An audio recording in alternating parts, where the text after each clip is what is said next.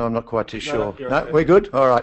We've got some highly technical stuff here happening behind me. I just try and, it's hard enough me keeping up with the camera and being able to turn that on, do that sort of stuff. So we're going to start off with Seljalandsfoss, where it is. We're going to get Luke. He's going to do a quick little thing on checking your focus. You may or may not realise that your camera is precisely focused as you think it is. We're then going to talk about capturing the raw file, what it was like to be at Seljalandsfoss, going to look at shutter speeds for photographing waterfalls, and then we're going to quickly look at exposure and colour balance, and then we're going to get into, I guess, what possibly a lot of you are here to look at, and that's the Photoshop side behind the image, going from step one all the way through, from the raw file right through to the final Photoshop presentation. Then right at the end, Luke will do a little thing about the importance of a calibrated colour monitor. We'll then take some questions and give away the prizes. And if you'd all like to applaud now, that'd be great. I'll be listening for you. I'm sure I'll hear nothing at all. So let me on to the next slide. So what I'm just going to do now is just drop that down so I can see it properly myself, because I'm the one who's struggling now to make sense of it all. This, ladies and gentlemen, is Seljalandsfoss. I think you guys can be heard in the background, so you guys will need to be quiet, please, in the background there. Thanks. Seljalandsfoss is basically the southeast of Iceland, and it's about, from Reykjavik, it's probably, I don't know, half a day's drive. It's not too far. It is incredibly close to a main road. You look at these locations and you think, wow, where are they? How far away they are? Some of them in Iceland are literally, you just drive up to them.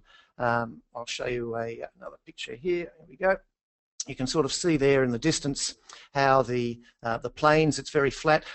One of the things that really surprises me about the waterfalls in Iceland is, where do they come from? Now, it was the guy, the Roadrunner and the Coyote, and you used to have those wonderful Disney characters flying along, and there'd be these waterfalls coming out of nowhere. And of course, you'd think about it and you say, well, that's a tall mountain, and there's a waterfall coming out of the top of the tall mountain. Where has the water come from to start with?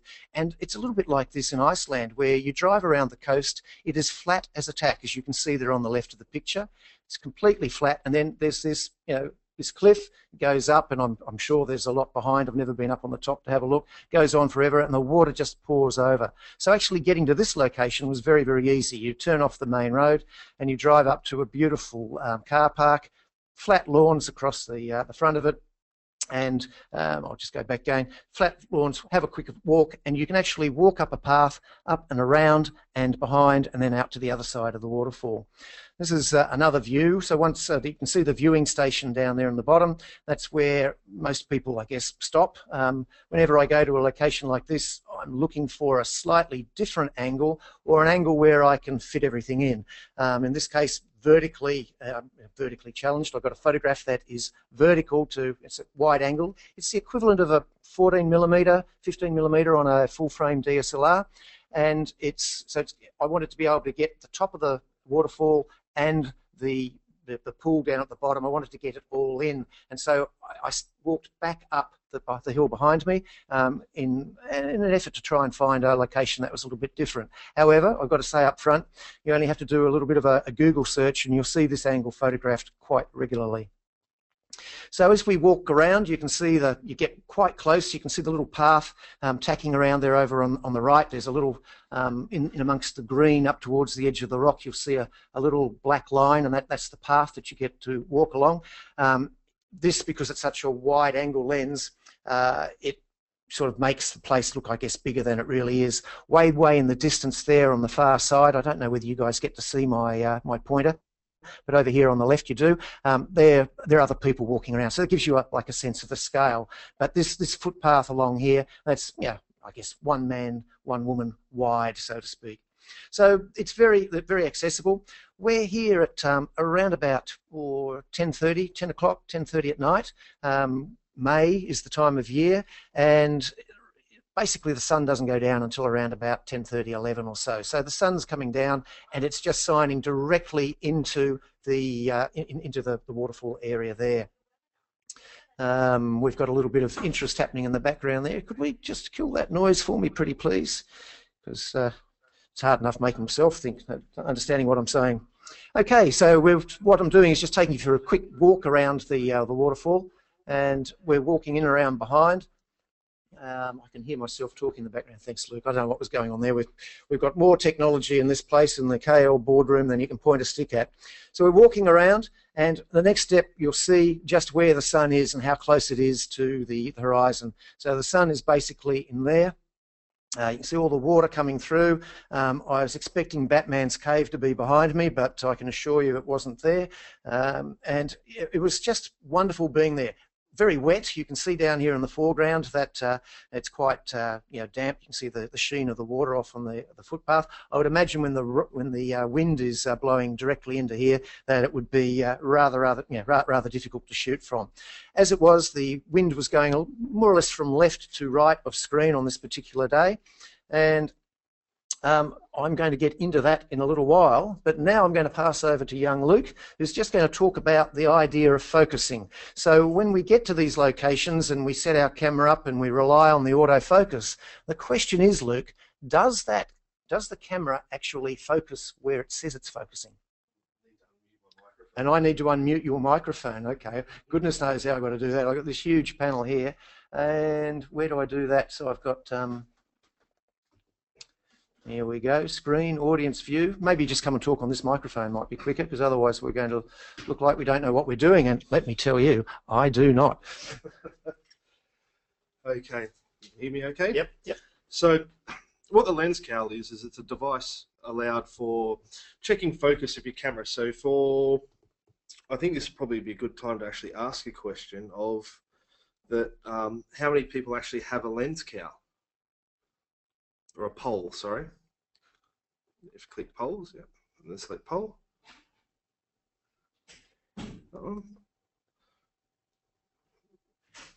Right, we asked that question. Yeah, that was one. What does that one? What does this? Yep. Okay. Yep.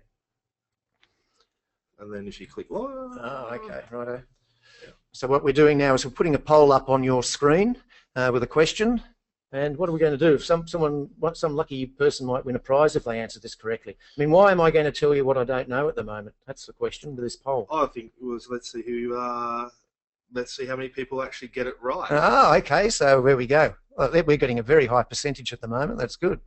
So what the lens cowl does is it's actually allowing you to check your camera's focusing. So for the people that are doing basically anything from a Canon or a Nikon user, we are able to check if we're back focusing or front focusing. You tend to really notice this when you're using cameras with, say, an f1.2mm aperture lens. We might focus on the eye, but the nose happens to be sharp, or the other way, we're focusing on the eye and the ears happen to be sharp. So this is a device that allows us to check that and also correct it in the camera as well. Because most of the modern DSLR cameras these days, certainly the slightly more expensive ones, allow you to make adjustments to the way your camera focuses. Correct, exactly. And do they actually move the sensor backwards and forwards, or are they adjusting the way it focuses? Are they adjusting the focusing setting when they're doing that? So it's actually adjusting the motors. Generally, most cameras, it's actually adjusting the fine motor control in the unit. So if we're like using your phase 1 camera, we could actually check that really expensive camera to make sure, because we could find that maybe it doesn't focus correctly, even though we paid a lot of money. And that can certainly happen. Yep, that's it. Thank you. Okie doke. All right, that was the first of the little advertisements for us. There we go. Now, I've got to press the right button, and we're on to it. So this is the photo. This is the hero shot. And it's actually quite soft, and as Luke said, I spent all this money on a wonderful Phase 1 camera. I was actually on a PODAS, which is a Phase 1 digital artist series, where the good people from Phase 1 asked me and a couple of other photographers to come along and take a group of guests around Iceland for a week, and we had weather like this for most of the week we were there. And I've got a few friends who are very jealous of that sort of weather, because they've been to Iceland for 5 or 6 days and they've only seen cloud and rain. In fact, they haven't seen much cloud, they've only just seen the rain coming down. So Iceland weather can be very, very changeable. Of course, I love the changeable weather. So anyway, I was on a Phase 1 PODAS and showing people how to use the cameras, and I snuck away for a couple of minutes and I set this shot up, and while it doesn't look super sharp to you here on the frame, that's true, it's not, because there's an awful lot of moisture in the air. That waterfall, when it's hitting the water and bouncing up with all the spray, that's that softness in the middle of the picture here, around that area there, you can just see that softness coming through, and that is because, well, there are two reasons in this particular case. One, because it is spray, and two, that after the exposure was finished, I actually had an awful lot of water on the front of the ND filter that I was using. So I've walked along the footpath. You can see the little path. I've braved the behind the scenes of the waterfall, walked around to here, and I've looked back, and I'm getting wet, and I'm thinking, no, I don't need to take a photograph here. And then there's just something in the back of my mind and says, Peter, are you an idiot? Look at that. It's just, fantastic. Why wouldn't you take a shot there? What's wrong with a little bit of rain and or a little bit of mist? And so I manned up and set the camera up. In fact, what I did was I walked back underneath the waterfall to a section where there wasn't any mist, and set the camera up, got it all out, organised, and then walked back and sat in position, ready to get wet. So that's basically the starting point. That's the end point. So when we go back to the starting point and then to the end point, of course, you guys are looking at it on slightly different monitors. I know the monitor I'm looking at it on at the moment, I've got a little bit of coloration down here in that bottom left, which isn't on the original file, but that's a photographer being paranoid about his presentations. We're all a little bit like that. So that's the end point. And the question, I guess, is, do you like the fairy floss effect with water? Some people I have shown this photograph to some people and other photographs like it, and they've looked at the white area and they've said, what's that? Not realizing that it's actually pouring water. I mean, I guess I've been in photography too long and I've just, I know what it is. I've never thought about it. A little bit like when we talk about photographs or lenses and how they are sharp. And a lot of people say, what do you mean sharp? And, if you said, well, are the photographs you take clear? Then they seem to understand a little bit better that, that's what sharp means. So anyway, I digress. So when I was standing up on the other side of the waterfall, being a magazine editor, I have little projects that are always in the background of my mind, and one of them was showing people the difference in shutter speeds, what happens at different shutter speeds. And as I was pulling out a few of the photographs for this presentation, I discovered that I'd done this little shoot showing you all of them. So we start off with a 500th of a second, and this is how most people expect to see a waterfall. It's probably not what their eyes see. I'm sure their eyes see a continuum of beautiful moving water. But as we slow down the shutter speed, so in other words, as we make our aperture smaller, or as we decrease the ISO, we can get a longer shutter speed. And so 1/250th, not much of a difference. 1/125th of a second. It is interesting, isn't it, when you come back? There's 1/500th of a second. Even those two stops in shutter speed, you are starting to get a little bit of movement down the bottom there. Just a little bit of that spray is sort of moving around. Of course, the shutter speed is going to be dependent. Sorry. Oh, sorry. Look, just being asked a quick question.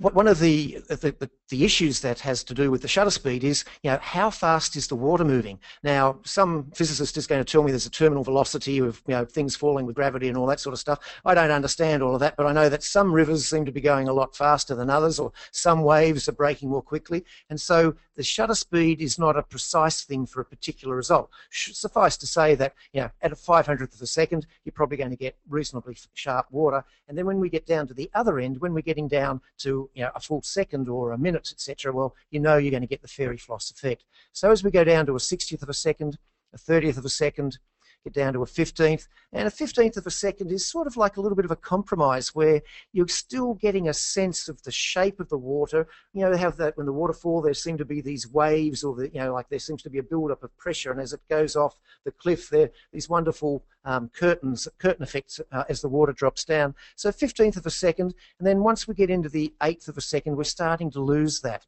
And as we keep on going, a quarter, a half, and then down to a full second, we're really into fairy floss land here, where we've got a beautiful softness. And I actually quite like this. I also like the halfway points where, certainly with breaking waters, I find that, the waves coming onto the rocks, anywhere from a 30th to an 1/8 of a second, sometimes down to a quarter of a second, gives you a real feeling of movement.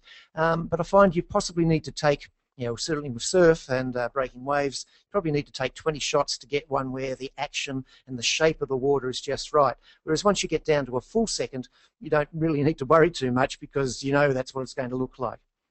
So that's where I was at in shooting. I'm going to get Luke to come back a little bit and to the microphone, and he's just going to chat about a couple of the other options that we've got, because when we're actually in the field, now this might sound funny coming from me, the person who fiddles around with colour and makes it all sorts of different colours, but when you're in the field, I often like to get a good natural colour, something that is true to life as a starting point. And sometimes when you can be out, you get a lot of colour in the light, etc. Our cameras, if you put them on auto white balance, they're designed to get rid of all of that beautiful colour that you're possibly thinking that you're photographing. So one of the things that I often do, and there are a number of techniques that I use to get this, will be to use something like the cube or like the colour checker, to basically give me a neutral starting point so that I get the perfect colour and the perfect tonal range as well in my photos. So I'm going to let Luke take over and just give you a quick dissertation on the cube and the colour checker. Okay, so the first thing we can see here, this is the Spyder colour, the Spyder cube. Now, there's two actual things. A lot of people tend to ask me, how does it work, or how do we use it? So if we can see like Peter's mouse cursor at the moment, the first thing I'm going to point out, the little chrome ball. Obviously this has been a product shot done in a studio, and if you actually look into the chrome ball, you can actually see that there's been two octaboxes used to light the subject. So this can actually be used, say for instance, if we happen to be in a studio. It can also be used outdoors, but in a studio session, we could use it to replicate where a model might be standing before she walks in front of the lighting situation. Then we've also got our middle grey, which allows us to show for a high key subject, or what we call low key on the slightly darker side. But then it's also got the black trap. Now this black trap, which happens to be the circle further down, it actually is absolute zero black. No light gets in here from whether it's been shot in the studio or outdoors. So we know that this is our absolute black reference that we can use while editing in Photoshop. Use this in combination with something like the Spyder checker, which is the next screen coming up, and we can now actually allow it to not just do a grey balance, but we can actually really allow our cameras to get the maximum possible colour correctly straight out of the camera. And this, the colour checker works with software as well, doesn't it? Correct. So this works with Lightroom, Adobe Camera Raw, the processing engine, and also Hasselblad Focus. Unfortunately, for someone like yourself with Phase 1, it doesn't work with that. We need to have a chat about that, don't yes, we? Yep. Yeah. All right. Okie doke. All righty. Thank you. So while I might not end up with what is considered completely normal, natural colour, I do very regularly like to start there, because I want those adjustments that I make in Photoshop or in my raw processing software to basically start off at a neutral point and then end up at the colour point that I'm wanting to go to. So here we are. At this stage, what you're looking at is a file that I have processed out of Capture One. So I should perhaps go back and I'll just start off. This was taken with an AIPP TC camera using a 23mm Digger-on lens with a Phase 1 IQ 180 back. So it's an 80 megapixel capture, and it's basically the file is roughly 10,000 pixels across. So I can make a nice big print, and I know that some of you may have seen the final version on Showdown at the they call it the Digital Showdown in Melbourne last year, wasn't it? Yeah. So not in this particular guise, but at the end point there. So I've then gone into Capture One. I use Capture One by choice. I prefer the way Capture One processes my raw files to the way that Lightroom or Adobe Camera Raw process my raw files. Now, I've spoken to other people. I mean, Jeff Shuey is a great proponent, obviously, of Lightroom and Adobe Camera Raw, and he likes certain things about Capture One and prefers things about Lightroom.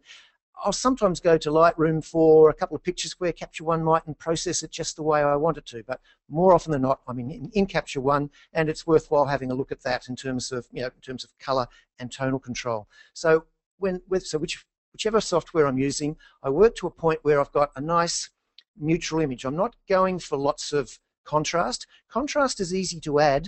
Contrast can be hard to take out. I might add a little bit of color in using Capture One, because I really do like the way that they They work the colors, and it's not just for the phase 1 files. I find it works really well for the Canon and the Nikon and the Fuji files that I shoot with as well. I just like the way it creates the color. So I'm in there in Capture One. I've output a TIFF file, so I'll either output a TIFF or a PSD file, and I output as a 16-bit file. If you're outputting at 8-bit, you're throwing away an awful lot of your information. Stay in 16-bit as long as possible.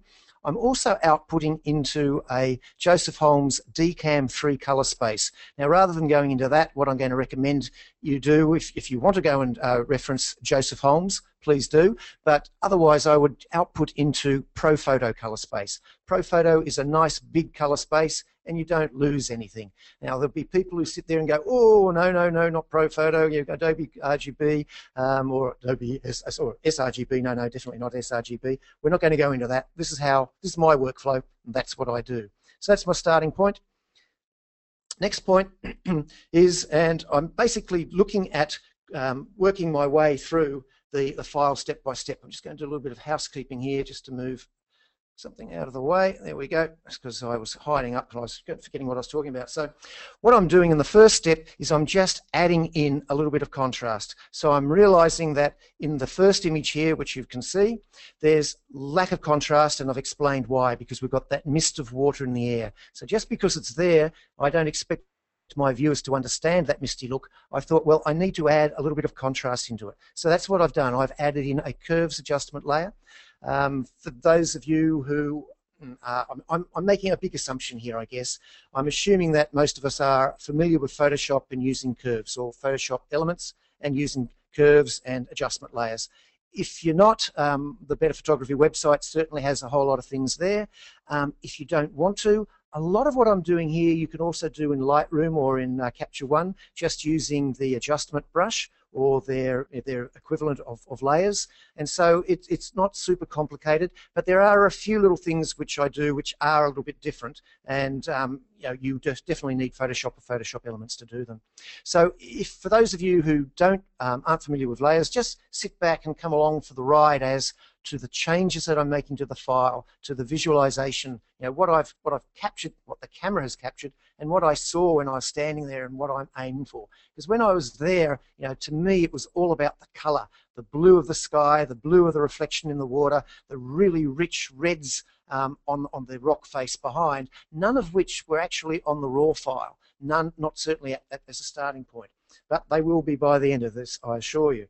So my first step is basically to use a curves adjustment layer. And you can see here on the curve I've got 2 points up here on the top right, and I've lifted 1 point up and I've dropped another point down by steepening this section of the curve in the middle. That's increasing contrast, and so I've added in a little bit of contrast.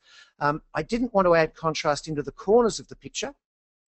And if you look carefully, and we're just doing this is not a Photoshop lesson so much, but you can just see here on my mask down the bottom left there, you'll see that they're black in the corners, so I haven't applied the increased contrast to the corners. So I'm just selectively controlling the increase in contrast to the middle of the photograph. Oops, go right the way. Okay, so step 2, I'm looking at the photograph and I'm thinking, yes, I'm liking the extra contrast, but I need to darken down the middle of the photograph. So if we come back to the beginning point, the bottom and the left of the photograph are quite dark. The middle and the top right are lighter. So what I'm going to try and do is bring the viewer's eye into the middle of the photograph, and that sky is too hot, it's too light, so I'm going to need to darken that down a little bit. So what I'm doing is step by step. A lot of people say, why do you do, I've got 10, 15 steps here, why don't you do it in 2 or 3 steps? I find that the process of using lots of small steps helps to hide where I've made the changes. Now, I know by the time I get to the end of this, you'll know that I've made changes, but when someone looks at the picture the first time, I want the Photoshop to be relatively invisible. Anyway, that's the theory. So I'm darkening down that area. You can see as I go back from one. See timing okay on this, Luke, at your end? I'm just getting you to check it's looking okay. Sometimes the connection is a little bit too slow, so I know I can't use the mouse quite as quickly as normal. So I'm just darkening down that section. Then the next one you'll see I'm lightening up the foreground. One of the things I noticed when I was standing there, because this was I think I forgot to say this was a 1 minute exposure as well. That's where we've got that water. It wasn't a second, it was actually a 1 minute exposure. So the water is really, really blurred, really, really fairy floss. What I've noticed was the beautiful reflections on the water, on the rocks in front of the water, and I wanted to bring that out, and that's a challenge. I know I need more contrast, so what I've done is I've just added in another curves adjustment layer, and you can see from the curve up here on the top right, I've dragged it right up. You can see from the mask over here that I'm just affecting the foreground area. So we come back, so just watching the foreground, bing, you can see the contrast is being added. It's not quite enough, and I'll come back to that later on to tweak that a little bit more.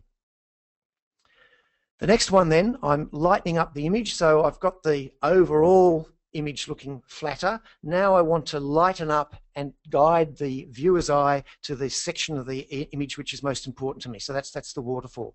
So here I'm just adding in another adjustment layer, and you'll notice that the curve hasn't moved at all, but what I've done is I've changed the blend mode to screen. So screen blend mode lightens the image up. For those who are getting a little bit lost on that section, I'm just lightening up the picture a little bit more. For those who are quite comfortable with layers, etc., I've added in a curves adjustment layer. I've made no adjustment. I've changed the blend mode to screen, and then I've changed the opacity. Rather than having 100% opacity, which I find is sort of like a 3-stop increase in light, I basically dropped it down to around about 30-35%, which is roughly a 1-stop increase for those of you who are familiar with the stops method of exposure. Righto, so from there, looking at the water isn't that beautiful shimmering color that I had in mind, so I've added in yet another curves adjustment layer and just selectively lightened up that water in the foreground. You'll look at the curve up on the top right and you'll see the curve has gone ballistic. The top right hand side is straight lining, and normally you would never want to create a curve that's looking like that. But that histogram is really applying to the whole picture, and I'm just using the little section in the middle. So you can see I'm just lightening up that water in the middle. And that's a reasonably accurate mask that I'm using there, just so that it doesn't spill over onto the shores, onto the other side. So now that's looking pretty good. I'm reasonably comfortable with that, and I see Photoshop as being a process of exploration, so I don't necessarily know that where I'm going to go at the end. I've got an idea of where I want to go. So I'm moving along, and I'm just thinking, all right, well, how do we get that picture to work exactly right? So I'm just adding in a little bit more color. It might be a bit hard to see, it is on my screen here, but up in this section here, up in the top left, it's a little bit gray, and possibly because of the way I've processed the file. So what I've done is I've just added in a little bit more color, a little bit of blue into that area, just so that the blue is even across from the left-hand side of the sky to the right hand. So that's just a color adjustment. The next one, I've gone and I'm trying to click on the, some of you there might have noticed I'm trying to click on the layers panel there, forgetting that I'm in PowerPoint for the presentation purposes. I'll use the right arrow. Now I'm going to add a little bit more color, but this time I'm using the hue saturation adjustment. I'm using a mask, and I'm just ramping up the saturation to make the oranges and the greens come to life. So I'll just go back and I'll add that in. You can just see the color that's coming in. Importantly, when you're doing this sort of stuff, is to remember that there are going to be reflections. So you'll notice that although I'm increasing the color in the rock and the grasses, I'm also increasing a little bit of color down here in the water, because in real life that's what would happen. Moving on, I've gone a little bit, another color adjustment. You'll see the water. Now I've possibly gone a little bit too strong here. I remember about this, I agonized a little bit. How far do I go? Do I just make it a little bit blue, or do I make it really blue? So at this stage, you'll see that this gets adjusted later on, I've really pushed the blue a little bit, ramped it right up. So we're going from there to there, and you really feel that that sky is being reflected in the pond there. I then added in the contrast again. Depending on the screen you're looking at, and also I've probably turned this into an sRGB file so that it's nice and quick to be distributed by the powers of the internet. But there are a few little subtleties that are possibly lost in this presentation, but I'm just tweaking the water. What I'm looking at down here is just making that I've got that as light as possible, but still having a little bit of detail in there. There are some sections of this picture which are paper white. And this is a thing that I've been struggling with a lot. I mean, generally speaking, I don't want there to be paper white anywhere in any of my photographs. You know, you get into the sky, and I don't want that cloud to be paper white. I want it to have a hint of detail. I want it to be valued 245 or 250, not 255. But I'm starting to rethink this. I was looking at Salgado's book recently and his beautiful black and whites and analysing them a little bit more, you know, fastidiously. And I noticed that in a lot of his images, he does have bits and pieces of paper white that give the picture, you know, I guess it's extra little bit of sparkle. So, you know, in this image, I've got a little bit of white there as well. I've then come in, I've tweaked the colour again. I've changed it. You know, I remember it being a redder red, and so I've gone into the colour. I've used a colour balance adjustment layer, and I've tweaked it, and I've made that orange a little bit redder red because that's what I wanted. Moving along, the greens down the bottom there, they had just a little bit too much yellow in them, so I've gone and taken the yellow out of the green, and you can see that underneath the waterfall here, underneath the red rock. I'll just go back again. That's what I had, and then I've used a hue saturation adjustment layer, and I've just taken out a little bit of the colour. Probably gone in and taken out a little bit of the yellow. Up there, you can see, okay, so we're looking at that water down there in the bottom. It just doesn't, you know, it's not quite believable. So what I've done to solve that problem is I've reintroduced a little blue up into the sky there. So we're getting, you know, as you can see, I'm going backwards and forwards a little bit. A lot of people say, you know, is that how you do it? It's not how I would recreate the image now, knowing where I want to go, but it's certainly what I did on this occasion. These are exactly what I did, the steps, step by step. So from there, I've made a very, very subtle adjustment. There's just a little area down in the bottom here, which is too small to see, which I've tweaked. And then we've gone in and I've just darkened down the water a little bit. So you can see how there's just a little bit more detail in there. You can look at the curve where I've dropped the curve down, darkening the area a little bit. You can come over here and you can look at the mask. So I'm only affecting the water area. And I'm just bringing detail into the water because I've still got those beautiful whites that, you know, I talked about with Salgado, but I've just got a little bit more detail. But there are a couple of things more that I want to do. These next two layers that I've added in, they're basically, you can see that they're adding in, well, the first one is adding in a little bit of detail to the water, and the second one is adding in a little bit of detail to the foreground. Now, what they are basically a brand new layer, so they're an image layer. When you go into add new layer and you set the blend mode to soft light and you fill it with 50% grey. And then once you've got that layer up there, you go into filter, other, high pass. So you go into the high pass filter and you basically tweak the, I think it's the pixel setting in there. I forget the what we've got there, and you drag that along. And it basically adds a little bit of sharpness to. There are a number of steps that you can do after this, but which I haven't done in this particular case. So I've just added in the high pass filter over the top. And the reason I've added in over the top is because if I don't like it as a layer, I can delete it and start again. And that's just adding in a little bit more sharpness, really, or local contrast to the falling water. And then the second time, I've done the same thing here in the foreground. You can see now that those rocks in the foreground are really starting to spark a little bit and to come up. So at this point, I'm pretty happy with the picture. I look at it again, I put it away, I make a print, I stick the print up on a board in my office where I can see it. I live with it for a few days, a few weeks, a few months. Sometimes I'll come back a year after and retweak it, but it's not normally that long. And subtle adjustments. So I'm looking up into the sky and I'm figuring that where I am, it's a little bit too blue, so I've just taken a little bit of blue out of the sky. So going back to where we were before to where we are. So a little bit of blues come out. I then looked at the middle and I think, all right, what can I do there? How do I get that middle to really, really to sing? And so what I've done is I've desaturated the top. So I've gone into, added in a vibrance adjustment layer, and you can see from the mask here, it's black in the middle. So that's the black part of the mask, it's concealing, and the top and the bottom basically are having the effect applied, which is a desaturation. So when I go back, make sure I've got, click in here, there we go.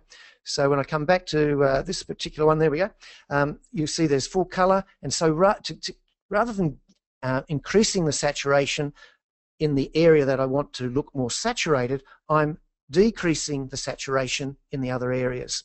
I've then taken another step where I've actually increased the saturation, so I've done it a bit of both ways. So I'm now at a point where I'm quite happy with the picture, and this was my penultimate point. I actually entered this photograph into the New Zealand awards last year, I think it was the year before, might have been the year before, and I was sitting up the back of the room listening to the judges talk about it, and I had 3 judges going for gold, and I had one judge who thought it was a horrible photo and what were they thinking, and then there was another judge who was on the edge, and he was just trying to work out, and he made an observation which I hadn't seen before, but which I could see very clearly from the back of the judging room, and that was there was this triangle in the corner up here. It's just a sort of a greyish triangle, like, you know, I've almost darkened that area in. And if you look at all of the layers that we've added, I certainly haven't. I'm not too sure where it's come from, but I couldn't see it before, but I could see it as he talked about it. And fortunately for me, he was swayed by the other guys, and I still ended up with the gold award. So what I did was, when I came back and then for the New South Wales Awards, I had tweaked the picture, and so it basically looked like this. Where, you know, it was, you know, basically it was exactly right. And the reason that I mention that is that, you know, at every different level of the awards process, whether you're getting a 60 out of 100 or a 90 out of 100, if you listen to the process and what other photographers say, you know, sometimes they say stuff which, you know, judges say stuff which is just stupid. I mean, let's face it. But sometimes judges say stuff which is really, really useful. And you take the good with the bad. And so I'm a firm believer in the judging process. So that's basically where we're at, from the starting point all the way through to the ending point. And yeah, it's one of the photos that I'm very happy with. I think what I'm going to do now, Luke, because we've got a few questions coming along, I'm pretty sure, I'm going to get you to come along, and you're up for the next bit where you're going to talk about the importance of a calibrated monitor. And one of the things that I'd say is that none of the adjustments, you know, when you were looking at the PowerPoint presentation there, some of those adjustments that I was making to the photograph were pretty subtle. And the only way you're going to be able to make an accurate assessment of the adjustments you're making is if you can see the representation of your file accurately on your monitor. So that means having a good quality monitor, and it means profiling and calibrating that monitor properly. Now I use a couple of toys, a couple of gadgets. I use the ASO monitors. I also play with the new Cintiq, the Wacom Cintiq, which is amazing. I've also got the Companion, which you can profile, and I'm loving playing with that. And those 3 devices give you great quality color reproduction. And obviously, you've got to keep that reproduction quality, you know, up to speed. I guess monitors are a little bit like wine, is that they change a little bit. They mature, and then they can go off a little bit. But unlike wine, you can you can make them better. You can make them 100% again using a colorimeter or a device like that. And that's up to you, young Luke. I'm letting you do the rest of the advertisement now. Thanks, Peter. So I'll just get it a bit closer. The first thing I'm going to ask is, I'm going to launch a poll on, do you own a Spyder? So as people start, oh, wow, it's actually very high, around about 80%. Oh, well, I probably don't need to do this.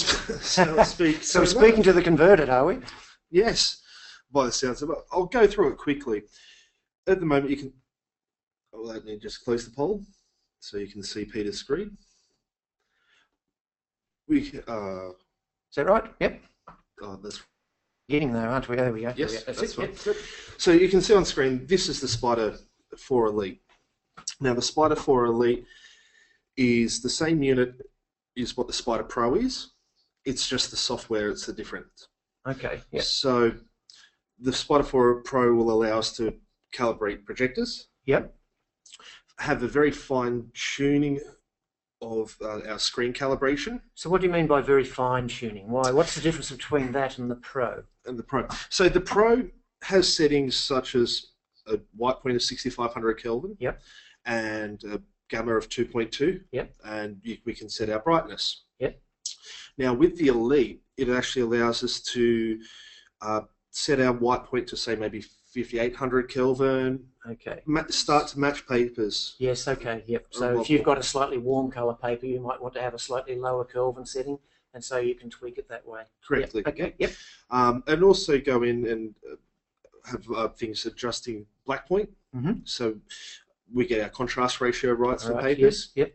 So some papers might have a contrast ratio 250 to 1. Some might have 200 to 1. Righto. So you can tweak your black point and try. So it's very much a matter of. So when you go into soft proofing your photograph, you know, in Photoshop, for instance, it's going to help you at that point. Correct. Yep. That's it. And the Pro can be unlocked to the Elite later on. So a lot of people tend to go with the Pro. Then as they put in projectors in to, say, if they're in a studio selling portrait sellings and so on like that, or then they'll actually calibrate their projector, and then they can make the Spyder Pro and the Elite. You can use it on multiple screens. Yep. So if you've got 2-3 monitors, right, then you can calibrate them both. And you can't do that with the Pro? The Pro you can do the same. Yes. Both, Yep. But the Elite has one other extra feature. Right. Yep. Which is called Studio Match. Right. So it allows them to get a lot closer to each other. Gotcha. Okay. So because we've got on the next screen here. Whoops. I'll see if I can press the right button.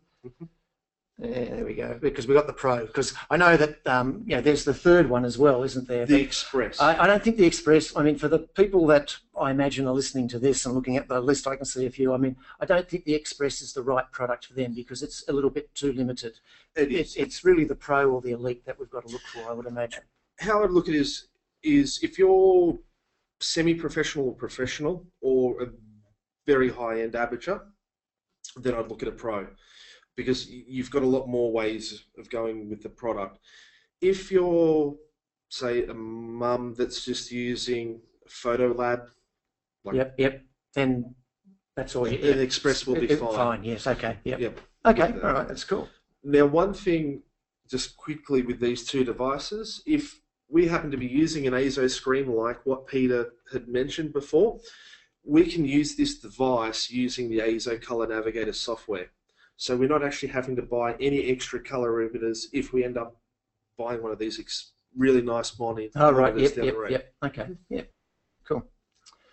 All righty. So I think we're more or less at the point where we're going to answer a few of the questions. Now, I suppose we've got to talk about, this is one of the, what have we got on the screen here? So this is because I've got one of these. I've got a few of the other bits and pieces, and now I've got two of a few of the bits and pieces. But this came to me the other day to have a look at, and from my good friends over at Datacolor, and you should probably just talk about it because this seems to be the ants pants. It's got everything, hasn't it? Well, that basically does. You've got the nice little case to carry everything in with. And I just go on every photo shoot with that case, let me tell you. I mean, you just see me going out with that little case. I'm kidding, obviously. Well, you could. Well, one thing is the actual, the Spyder checker itself, like the one here with all the colour patches. Yes. That is big enough to actually, well, it's actually quite tiny enough to fit in most camera bags. Any camera bag that's got a laptop. But it's basically what you need from capture, so we can check our focusing. With the camera, capturing the correct colour with our camera. To then also making sure what we see on screen is getting closer to the printers and so on that we're needing these days. Okay. All right, so now the next part of the process, I think, is, I think I've got to give you, I've got a little bit of an advertisement here for myself, I'm told to do, and then we're going to go into some questions, and we got a couple of giveaways to go. Now, if you're unlucky enough, if you're unlucky not to get one of the master classes tonight, there's a 20% discount here. You've got to use the Datacolor coupon code on the Better Photography website. But we've also got these new ateliers. Now, an atelier is a place where the artists used to go to learn how to be painters, and I've taken a stretch and called it the Photographer's Atelier, and I've got 3 of these up at the moment.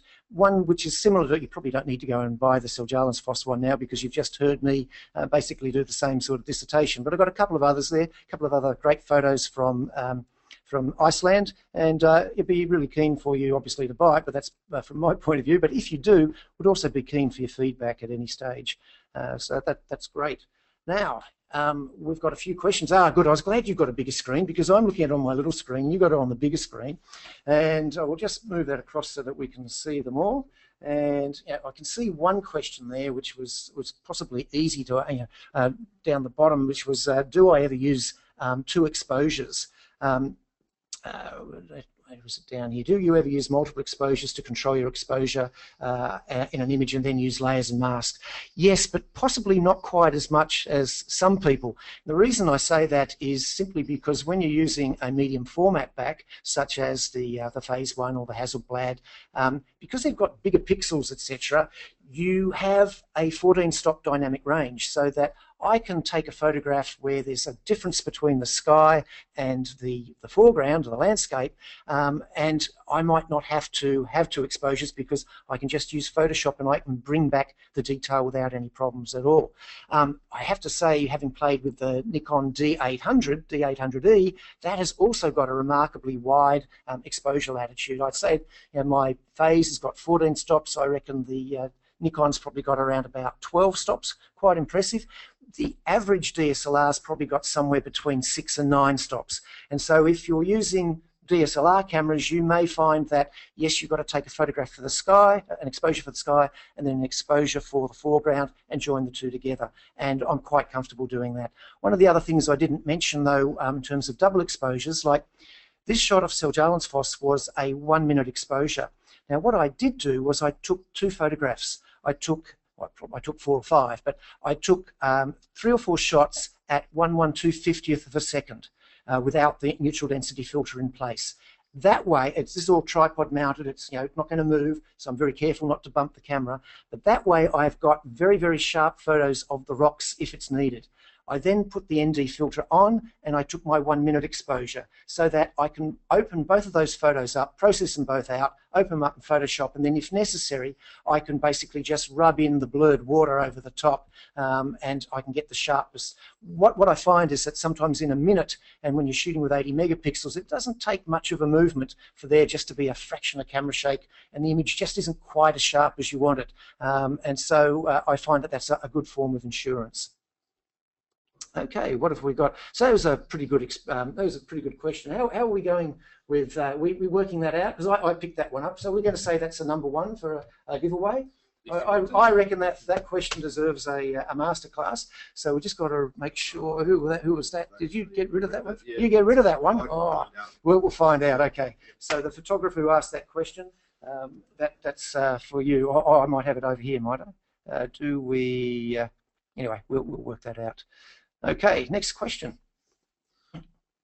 Do I ever use focus stacking? Yeah, one of the I had a photograph of mine it was part of the Pilbara collection, and Christian Fletcher came up to me and he said, "Oh, Pete, lovely photo there. It's really sharp in the foreground. It's blurred in the background."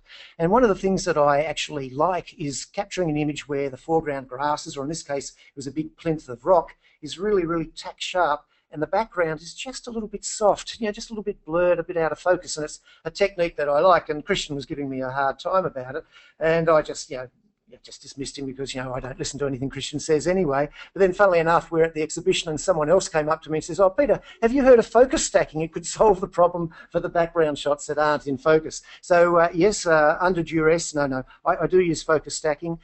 Use focus stacking quite a bit, certainly for the big pictures, ones when you're going to make, if you're just going to put the photo up on Facebook or on my website, probably don't need to because I can hide a multitude of sins using the hyperfocal focusing distance. But yes, certainly use focus stacking. And then a trick that I like is at the end of it, the last exposure, which I do is infinity focusing. I then underexpose by a couple of stops, so I've got a good shot for the sky as well. Okay. Someone was pointing out that was 13 stops. 13 stops, okay. Well, that's a matter of debate, and I shall stand corrected. It's 13 stops. There we go. It was for the Nikon D800. Do I use a handheld light meter? No, never. Used to be really good with clients when I'm doing a commercial job to pull out a light meter and use something that they didn't use and didn't understand. These days I use the histogram. The histogram on the back of my camera gives me everything, all the information I need to know, and I rely solely on the histogram. even to the point when I'm using Studio Flash these days.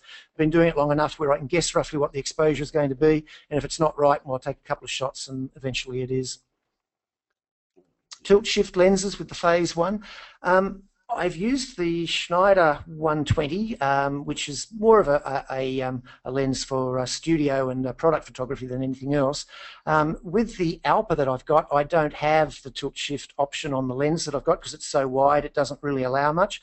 But it's one of those things in my wish list where I want to get a tilt lens. So instead of 23 on the AIPP, I'll probably go down to a 28, maybe the 35, and maybe also something like a 90mm, and then being able to use the tilt. So using Schleimpflug's principle to get extended depth of field, definitely worthwhile. I've just doing a little presentation at the moment. In a couple of weeks, be presenting to the Flickr group, and we're going to do a little bit on the using the tilt shift lenses. And you really, when you're tilting that lens, it's really just a bee's knee that you're tilting. It's not much of a movement to get everything really, really sharp. Okay. There's about 5 to do with your ND filter. Which ND filter? Okay, I use B+W ND filters. Hoya also makes them. Hoya, I think they're called the 400X series, and it's a 10 times. Now, with ND filters, you go into the shop and they're normally going to sell you a 3 or a 6 or a 9. Be very careful. That is a 0.3, a 0.6 and a 0.9. I'm using a 3.0 or a 4.0, and you probably have to buy it by, get the shop to order in by special order. So you can hardly see through it. It's basically a 10 stop or a 13 stop neutral density filter, and it means that when I'm shooting at a 1/1/250th of a second on a bright sunny day, I can put that filter on and suddenly I'm at 30 seconds or a minute or even 2 minutes. What f-stop do I tend to use for my landscape photography? F11 and focus stack. Now, again, if I'm using, say, a smaller, like one of my Canon or Nikon DSLRs, which are APS-C size format, then it's probably not such a big problem to use f22. At f22, you get a problem called diffraction, where non-scientifically speaking, all of the light rays have to go through such a small hole that as the light rays go through, they cause interference, and it's called diffraction, and you actually get a blurring of the image. So while you're stopping down to get more depth of field and get things sharper, diffraction basically works the other way and makes it more blurred. So with my medium format work, I'm finding that I'm not shooting anything lower than f11. With my DSLRs, f11, maybe f16 would be as low as I go. So that was Luke growling in the background for those. He forgets that we've got this very precise Rode microphone here picking up all of my dulcet tones. Do I use the Spyder checker in your landscapes? I have used it. Do I use it often? Not as often as I use the Cube. The Cube is just smaller and easier, and I can just hand hold that out at the end, readjust my focus, and take a photo under the same lighting conditions. So I find that I'll take the checker out though when I'm doing, and I haven't done many, don't do much these days, but doing commercial and advertising shots where the colour really is precise, then that's when I'll use it more. But do I use the checker a lot personally? No, not a lot. The Cube for me is smaller in the gadget bag. So can the Spyder Pro correctly calibrate a Dell? I have absolutely no idea, but I would imagine yes, the answer is.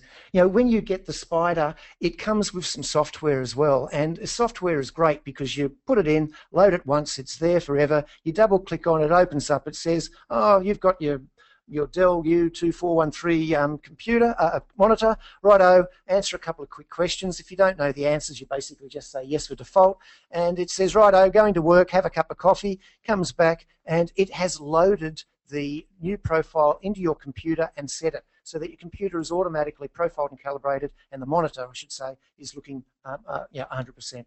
Is that fair comment? That's as easy as that? Or have I made it sound too easy, Luke?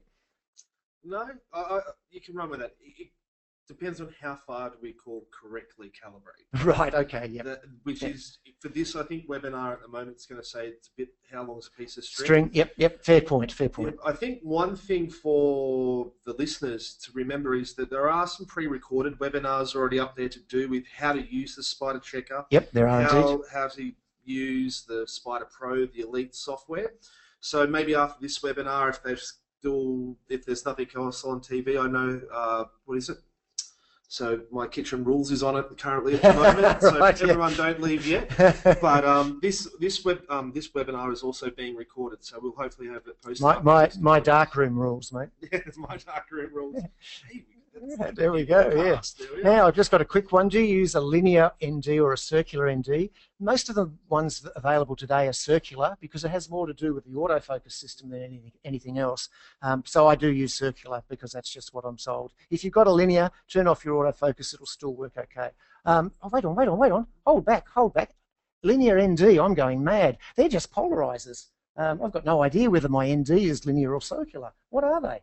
Is there a difference? I'm learning. Don't know the answer to that. I just made a quick assumption. Oh, it's Mark asking me a difficult question. I don't like that. I don't know the answer to that. Well, maybe you should get one of the landscape courses. Of course, that's a good idea. All right, yes, ask one that I don't know the answer. Or maybe he meant to ask linear and circular polarizer. Mark, if that's a question, shoot us an email offline and let's go and look at that. I didn't think that NDs were actually linear. I know that there are some of those twin polarizing filters where you've got two where, and as you turn it, it's a variable ND effect, and that's using polarizing, and I believe that they are circular and need to be so as well. Yep. But he might be thinking of because sometimes some people call them circular NDs as well. Well, yes, and that might be the confusion. Yep. Okay, so we've lost two of them. That's good. All right, thank you, Mark. That's good. All right. How do you select your focus image? Okay, so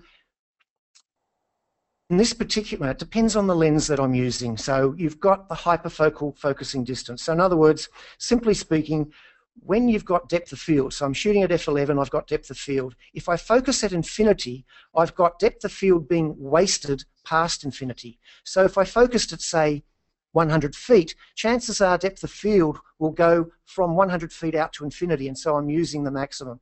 So that I'm often using the hyperfocal focusing point, and that will change depending on what I'm focusing on and the lens that I'm using. A couple of little caveats, a couple of bit of warnings.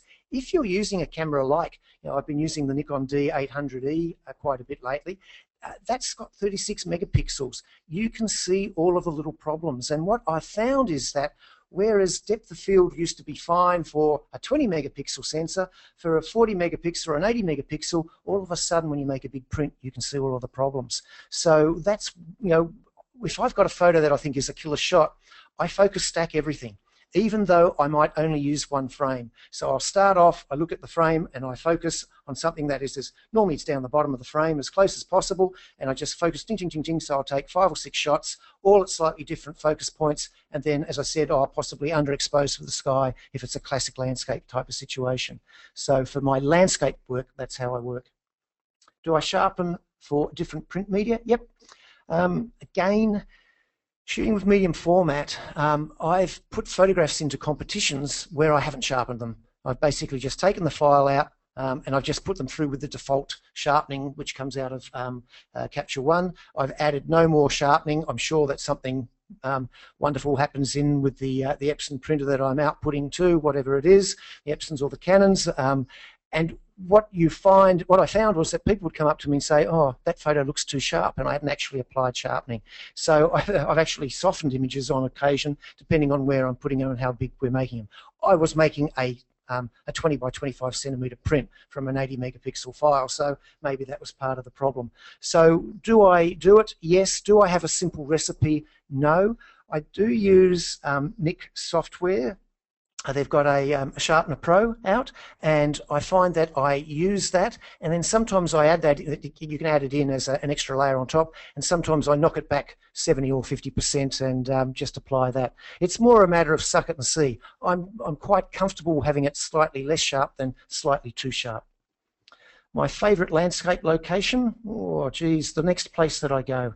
I can remember coming back from Antarctica and then going up to the Pilbara and being asked on radio up there because when we were doing a shoot, what I liked, and I just liked them both. You can't separate, and I find that as photographers, isn't it great that you can really go to a location and you just immerse yourself in what is in front of the camera. So, I love Bhutan for shooting. I love New Zealand. It's just one of the most amazing places. Iceland, you can't go wrong if the weather's okay, because you can go there and have a week of no weather and you won't get what you'll get if the weather's fantastic, but it's all just sensational. So the next place for me. Peter, I notice in a lot of your images you add vignetting in. Is this to draw the eye to the detail? Yes, it is. Some people say I'm the vignette king, and I did a book on landscape photography for Lonely Planet years ago, and someone pointed it out to me, as people do. Someone had reviewed the book, and they said that Peter Eastway either has a problem with vignetting or all of his lenses are wrong. So because I love vignetting, I think these days my vignetting is a lot softer than what I used to do in the darkroom. In the darkroom, we were coming through a period in photographic history. So we're going through the 1990s where there are a lot of people putting in colour photographs which were coming back from a lab, and we were trying to create something that looked different to an Ansel Adams picture. And I was following people like Doug Spout, like Eddie Ephraim's, and looking for a way of developing my own style. And so vignetting was a part of developing a style. When I got into Photoshop, that style followed through, but I think generally speaking, there's less vignetting these days. Looking at Seljalandsfoss there, that to my mind doesn't have a lot of vignetting, although it's got a little bit of natural vignetting because of the wide lens, but that to me is not a heavily vignetted image. I can certainly make them a lot more vignetted, I know, but I'm heading away from that a little bit at the moment. So how are we going? Oh, it was me. Someone, I think that must be the guy who's getting the thing right up. That's cool. We've got you, Steve. You're under control. You can relax. A question for Luke. If I may, how often should I calibrate with lens cal? That's a good question. That is actually a very good question. The first thing is what I do is if I purchase the product, would be go through and test obviously all my lenses and shoot them raw, have it tethered to my laptop, view it on a full screen. Don't try and use the back of the camera. Yeah, sometimes if you can't tether it to a laptop, that you can use your live view, or you're better off shooting the raw files and then just processing them out, doing it as a basically going back and doing the process over and over again. Yeah, that's the latter, isn't it? Yeah, because it's really only looking at the JPEG on your or the equivalent thereof. Yeah, and what will happen is if the camera's putting any sharpening on or anything, yes, it can make it a bit hard also to tell the difference between one point and the other point. Exactly. Yep. Now, how often should you then recalibrate your lens? The first thing is if I'd had a serious knock on my lens, because they are using very small motors in these lenses. So a wedding photographer walking past the door smacks the lens. Yep. Or if you start to notice, you think you've got a problem, that you may have focused, let's say I was taking a portrait of yourself, I'd focused on your eye, had gotten back, and then all of my images weren't as sharp as what they thought they would, then... It's one of the interesting things, when you say you're focused on the eye, but where was your autofocus gun sight? Was it over my iris, or was it over my eyelashes, which are further away and are out of focus? Yes, it's interesting, isn't it? Yeah. I mean, the new Canons have got that new high, the fine tune autofocus gun sight. So you've got your autofocus point, and they've got a fine tune point inside that again. Phil McFadden told me that when I was giving a presentation once, just in case he's listening. Well, I actually also changed my focusing screens in my camera. Right, yep. The fine L rings is how they use the autofocusing system, because most of my lenses tend to be faster than a 2.8 lens. Right, yep. That it actually helps the focusing system in. I shoot Canon, so yep, hold that against me. No, definitely. But that actually helps with it. But when I was putting those focusing screens in, I wanted to check just to see if that was having an effect on my focus. So, I mean, it's interesting because when you go to the Hasselblad length, they say as you change your aperture, your point of focus changes as well. Yes. But the relief is that is an issue at 50 megapixels, 60, 80 megapixels, not such an issue at 20 megapixels. 36, the jury's out. You might be able to see it. I'll have to test that one. Yeah. Well, let's go off. And... dinner first. Right, so what have we got? A few more questions there. Peter, the horizon of the river is sloped. Is that in my photo, is it? Oh, you need to just grab your monitor and tilt it slightly to the other side. The best setters for monitor cals, 6,000, with 6,500 and 2.2, isn't that right? They're normally the ones that we use. So when you're using monitor calibration, there are two standards in life. It's 5,000 and 6,500 for the Kelvin, and a gamma of 1.8 or gamma of 2.2. But these days, I mean, well, I'm going back, but these days, I see most of what we're doing with Datacolor is we're just standardizing. We're saying 6500 and 2.2, aren't we? Yeah. Why is that?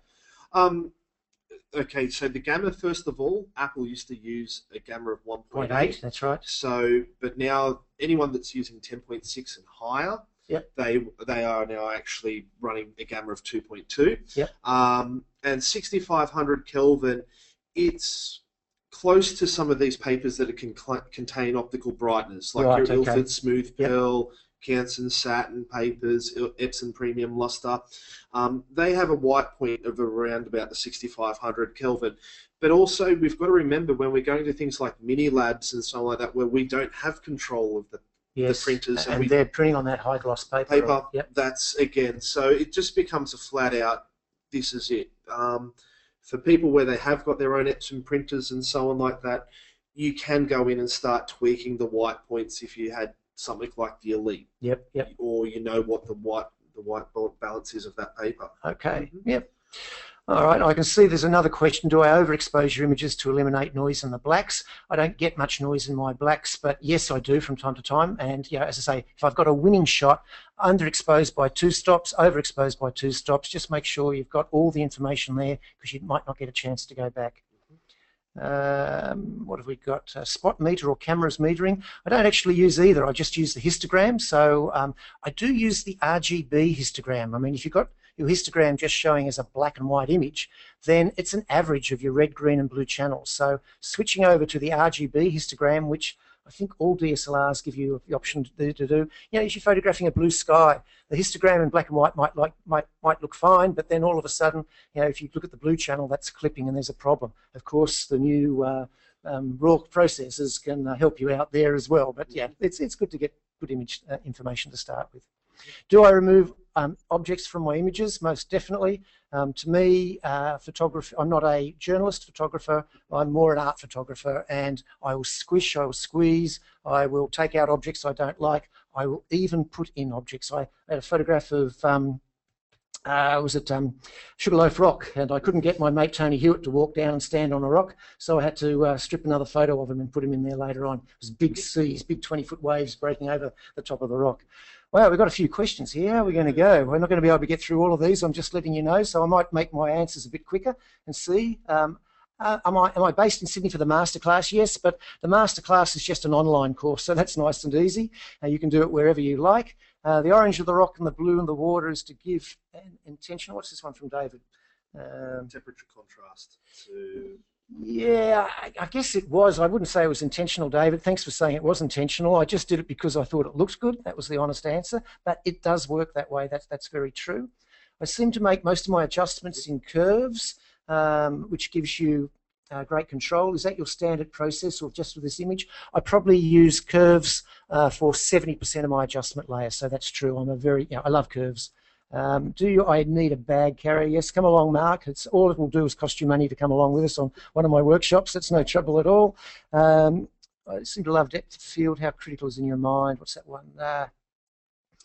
How much depth of field? Yeah, okay. So again, I'm quite happy to have an out of focus background as long as the foreground interest is of great interest. So yeah. What have we got? Trying to. How long are we going to go? Should we give people an idea? Up to you. We'll go for another 10 minutes and answer a few questions. And I've got one more to give away. And I realise people are trying to. Do I stitch panoramas? Yes, from time to time. And it's actually looking at stitching more often just to get bigger file sizes. But that's another story. What do you print on? My standard printing is on a matte paper. I mean, I print on Canson. Photique? No, what is it? Rag photo. No, that's my mat. I print on BFK Platine, which is our little email. I'm having a brain freeze here after an hour. So Platine and BFK Reeves. But we've just done our last exhibition on rag photography, and which is on up in Brisbane. If you are in Brisbane, the ND5 guys have got an exhibition at Maud Creative on next weekend. Oh no, it's the weekend after, 7th, 8th, 9th of February. So please come along and have a look. Details on the Better Photography website under the workshop section if you're interested. Do I print my own images? No, I definitely print all of my own images, although Christian Fletcher will say, go on, Pete, I printed the last exhibition for you, and that's true. I will sometimes when we're exhibiting in Perth, the cost of shipping them over and the potential for damage means that I will send them off to somebody else. And the profiles I'll send a profile as well, or Christian and I are using the same profiles made by our mate Les Walkling anyway. So they're $1 million profiles. They're only $180, I think, to make, but they're wonderful. Yeah. Would I use the Spyder in preference to the ASO on an ASO monitor? So the ASO has got that little click-up thing that just goes beep and does it away for you. I've got to be honest here. That's what I use on my ASO monitor. But I've also got my little Sony here. I've got my Cintiq. I've got the Companion. So I'm using the Spyder on the other thing. So that thanks for asking that question. So I get into trouble with Datacolor, but that's what I do. If I can expand on Please, it really quickly. Yep. So you've done a really great job explaining it. The first thing is we've got to remember the ASO software actually talks directly to basically the video chip inside the monitor, or what we call the ASICs chip, which allow for, it's almost, mind you, this is also a lot of the ASO monitors that don't have the self-calibrating. Yes, well then on my old ASO monitors, I certainly do. Yes, you can use it with the Spyder. Yep. So let's say we have a brand new ASO, e.g. I should have answered that differently because I've got 4 ASOs and they're all still going at the moment in different places. So yes is the answer. There you are. That's a good question. Yeah. And you can also use because there's also another question tying into this from another user. Would we trust the ASO, their sensor in calibration? Which actually, yes, I would, because it's a very high-end device. I know how much ASO spend in developing this, and I'm not getting paid from this. No, but I think, isn't it a Datacolor sensor or something? Somebody told me that. I thought, it could be. No, don't take those gospel because I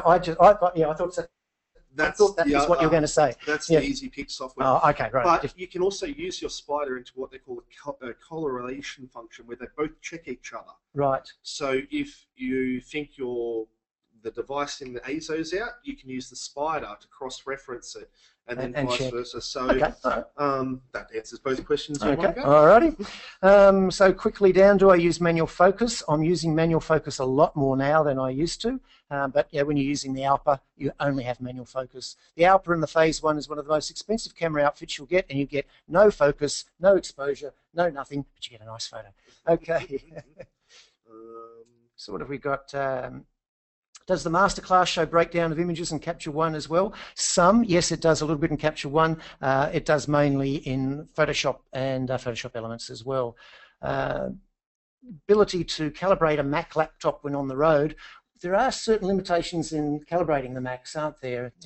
I think any laptop. Any laptop. I shouldn't just say the Macs. That's quite correct. Any laptop, because they don't have the brightness. Well, they've got the brightness, but not the contrast. Is that right, Ed? Yeah, they don't have the contrast, and also they're very thin panel. Yes. Like as in their manufacturing, so therefore, what's the word I'm going to look for here? The quality is not as good. It's not as good. Yeah. But the Mac screens, I've got to say, are probably the best of the laptops that I've seen, generally speaking. They're one of the better ones. They still only really achieve an SR. I understand that, but when I'm doing workshops and I've got 20 people all with their laptops open, the Macs seem to have the edge. I've got to say, I'm using the Wacom Companion at the moment, and that might give it a run for their money, and I can calibrate it as well, which is cool. Being that you're a Sony user, and I've got a Sony here, yeah. Very, very long time. Didn't they bring out an Adobe screen? Well, this one that I've got is an Adobe RGB equivalent screen. I find it very hard to calibrate accurately, I've got to be honest. Yep. And for me, I love the lightweight Sony monitor, but this is my 3rd one because the monitor keeps on cracking on me or fork going over, whatever. So there's some lovely stuff, but I find it very hard to edit on this screen. Yeah. So I need a different screen.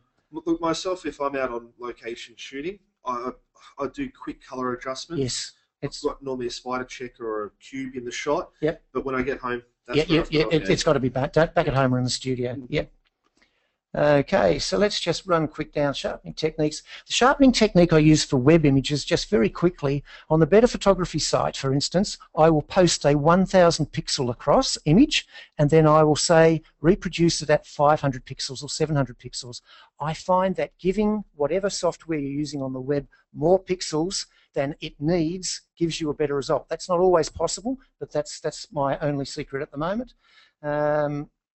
Will you crop the image in any way? Rob Gatto came to me with a square frame for that thing down at the show, and he cropped Seljalandsfoss square for me. But I thought it looked pretty good. So I crop them the way I like it, but yeah, I'm quite happy to crop and do different things. What else have we got there? Printing, after printing a photo, what's this one here? That one there, yep.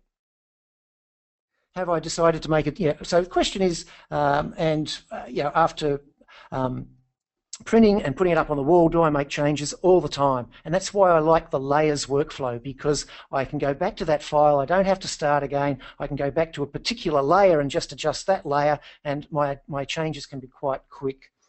Okay, so what's this one here? Yeah. Now, do I add much lighting flash to my landscape photography? I haven't as yet. But it's something that I'm investigating. So there's a lot of stuff in there. So I'm going to give that one the next landscape masterclass. So that's our third. That's the third question. And you watch everybody fall off. Oh, we haven't given away the Datacolor pack yet, or is that going to have the guy from Datacolor going to work that one out? Yeah, so that'll be a surprise. Okay, so you'll probably all get an email back saying, this is who's won and all that sort of stuff, as I understand it. So one of the things, though, in terms of flash and lighting, though, and this goes into one of the other questions, what I will do, though, is I will just overexpose in a certain area, if it's in the darks, for instance, and then I can use my layers to effectively add the lighting that I need into my photograph. So I'm doing it in post-production. There was a question a bit further up. They were asking, do you do much preparation for a location, say when I can't pronounce the name? And Seljalandsfoss, did we do much preparation? No, a lot of the times, and that's one of the challenges, I guess, in any sort of landscape photography, any sort of workshop, and actually any job like that, is that you don't have wait days. I mean, earlier on this particular trip, we were we went up to the Seljalandsfoss Peninsula. I know I haven't pronounced that properly, the S Peninsula, and when we were there, it poured with rain for the first day. We drove around to the locations. All we saw was low clouds. Fortunately, it cleared up, and the sun came up at 3 o'clock in the morning and didn't go down to 11. So we went and drove around the peninsula a second time, and we managed to get there. But and that's some of the photos that you'll see in my website and in my books, etc., are not necessarily taken on in ideal circumstances, simply because you're not there the next day. That's a challenge. What have we got? Whitehaven Beach? No, there was a question there. Oh, do you do many panoramas? Okay, yeah, well, Whitehaven's a great place for doing the panorama, getting up there on Hill Inlet and looking over. We've got, if anyone's interested in coming up to Hamilton Island again, David Oliver and I will be up there this July with Bruce Pottinger and the crew doing it all. Where is the pure point on the Spyder cube? The pure point. Okay, so David's asking more problematical questions for us. So what you've got is a specular highlight there on the little white circle, and that will always be white. But there's also some painted white on there, and that would probably be my choice of white, and there's painted black. And so that's where you're going to put them there. Yep. And you can use that quickly in a contrast, a curves adjustment, like you're a Photoshop wizard. Yes. So you could say, here's my black, here's my grey, here's my white, and there's your contrast. Yeah, and it's set for you automatically to a certain extent. Do I use a gradient neutral density filter? Very, very rarely. In fact, I'd say these days never. I prefer to do that in Photoshop. And again, there are a few reasons why. Just because unless your horizon's completely, if you've got a tree in the middle of your horizon, then the top of the tree gets darkened down as well. And yes, you can undo it. So there are people who love graduated neutral density filters. My mates, Mike Langford and Jackie Rankin over in New Zealand, are big proponents of them, and they use them beautifully well. So not against them, that's for sure. Everybody, different ways of doing things. What else do we have there? I think we're more or less getting through them. NDs are agnostic. Oh, someone else has said, come back to us and said, neutral density filters are agnostic. In other words, there aren't any linear or circular, but they're very, okay, so I think we more or less got that across, which is good. Okay, so have we got any that we're just scrolling up and down the questions? Thank you, everybody, for coming along. This has been my I actually did do a webinar for Nick Software years and years ago, but this is the first one I've done with Datacolor, and if I've done a good job, they said they're going to invite me back again. Be really keen for your feedback as to whether this is the sort of stuff. I've said to Datacolor, I know you guys have got a message to get out there, which is colour management, and I'm a firm believer in the colour management message. I mean, a lot of people come up to me and they say, how do you get your photos to look so good, which is very flattering, and I say, but they're probably not talking about the photos, they're probably just talking about the quality, and I just say I follow the rules and I follow the basics of colour management. So I'm a really positive proponent of colour management, and you've come along here and I've indoctrinated you, Luke and I have indoctrinated you in some small way to look into it a little bit more, than mission accomplished. But I'm going to propose that we do photos that I've taken. So if you've got a photo that you would like to see and how I've done it in the past to be a part of a Datacolor presentation in the future, let us know, because that's certainly a possibility going forwards. Now, Luke has just stood up thinking he needs to do something, but you're right, we're more or less there. Yep. Okay. Do I ever run out of ideas in your own backyard and that you need to travel further afield? I think that it's funny because I did a little bit of a web post about this recently. There's some great photos in my backyard. I live on Sydney's northern beaches. There's so much stuff there. I'm involved now these days with a Flickr group, the Focus Flickr group, and these guys, a lot of these guys shoot on the northern beaches. It annoys me how good the photos they get there, stuff that I haven't even seen. It's amazing. So that's what I was sort of saying before to the other gentleman who asked the question, where's my favourite place? It doesn't really matter where you're shooting. It's more the ideas that you've got that you can bring to the photography. Everywhere's great. There was one except the KL boardroom. It's pretty boring in here, mate. Anyway. Yeah. Oh, we've got a Tony Hewitt on the wall. That looks pretty good. Yeah. There was a question about a Spyder Pro 2. Yes, or the earlier version. What's the difference between the new versions? Okay, so this is, you're asking me. I've got no idea what the difference is, but I do know from writing the press releases over the years that each time I write the new press release, they have improved the colorimeter, which is the actual measuring device. Correct. And I also know over the years that the software has got easier to use, and I would imagine that within the algorithms that they're using to create the profile to present an image, they're they're basically looking at the new technology that the screens are using, and just the fact that they've got better at doing it. All correct. Okay. And the software is faster as well. Right, okay. So you're down to about 7 minutes compared to about, I think, 20 minutes with the Spyder Pro. Yep, okay. All right, so that's a good question there. Yep. Someone said, got to say, those aerials of Shark Bay are magnificent. Thank you kindly. It was a fun job to do, so we're hoping we might be able to get back there and do a bit more as well. How did I manage to sleep in Iceland? I didn't, certainly not in May. Don't go in July. Because in July the sun is up in the middle and it doesn't set at all, as I understand it, so you don't get any sunsets. So the off season seemed to be fine. But if I go back, I want to go back. I think in winter. Have a look at Joshua Holko's website. He's got some great people. Yeah, he's got some great workshops over that area as well. Okay, well, I think we're more or less at that. If you did get caught and there was something that you specifically wanted to ask me, you'll find me at the Better Photography website, and you can just send me an email there. It's eastway@betterphotography.com, or on the website you'll find Kim, K-I-M, at Better Photography, and Kim's my assistant, and she'll pass it on to me. What else do we have to do? I think we're about it, are we? Yes, I believe that's We're going to press the button and say, love you and leave you, and time for dinner. Yeah, that's it is too. So once again, I really appreciate everybody coming along. So I hope it's been of some assistance, and sorry for my babbling on, but there you go. If you've met me in person, you'll know that's just what I'm like anyway. There you go. Thank you. Thank you, everyone. Catch you later. Cheers. Bye.